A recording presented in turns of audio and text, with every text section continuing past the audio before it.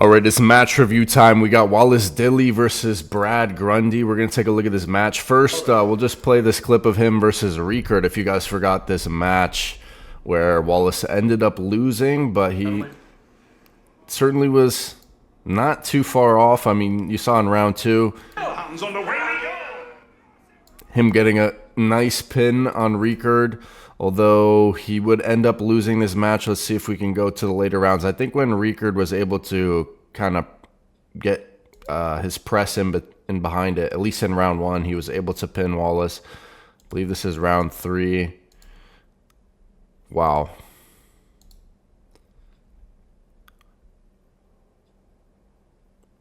Rickard's hand control in round three.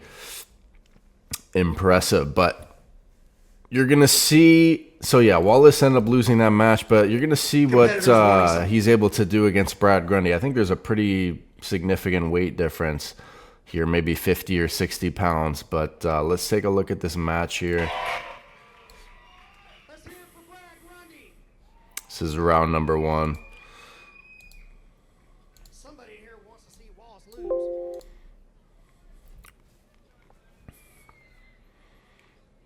Here we go, folks. Bill closing them up. Looks like Brad is trying to set up to go outside. He barely gets a slip there, but did not look easy. Looked like Wallace looked comfortable in that first start. All right, let's skip to the strap here.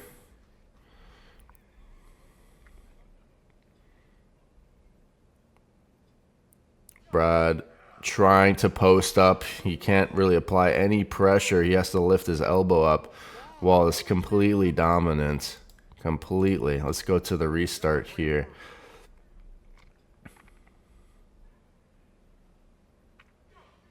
Again, Brad trying to apply some side pressure. Wallace just drags back. Brad's elbow comes off the front.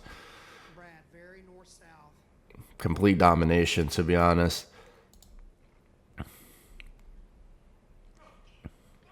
Wallace. Again, it seems like the dragging just gets Brad separated and turned under to where he can't apply his power. That seems to be what I'm seeing. So 2-0, round three. Wallace just goes right to the pad, out of the strap, right to the pad.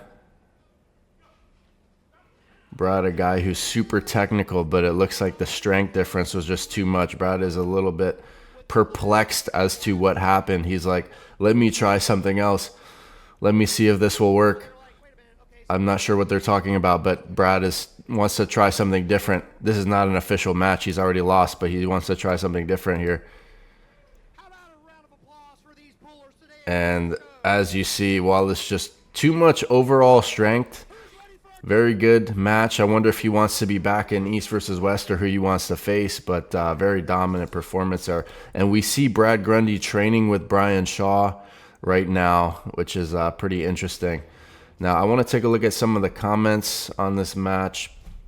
To do that to Brad, Wallace is definitely strong. This shows how good Rickard is. Yeah, exactly. Some people, I think if we look down in the comments, someone was saying Brad looked awful. Yeah, I don't think he's awful by any means. I think just speaks to how strong Wallace is for sure. Brad's fall off needs to be studied. I don't think so. I think he goes up against some of the toughest guys, especially I'm pretty sure as someone who's natural, that's pretty tough.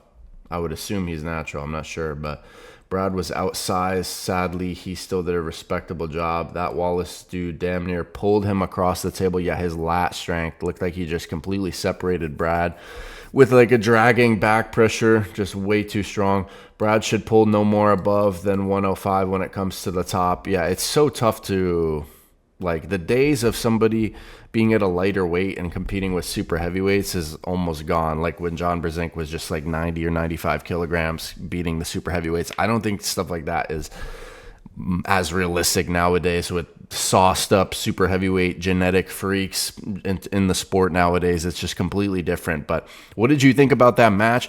Who do you want to see Wallace face? And I'm curious, that footage with Brad Grundy and Brian Shaw, what is going on there, if they're going to release any footage. But hit like and subscribe for more content, guys.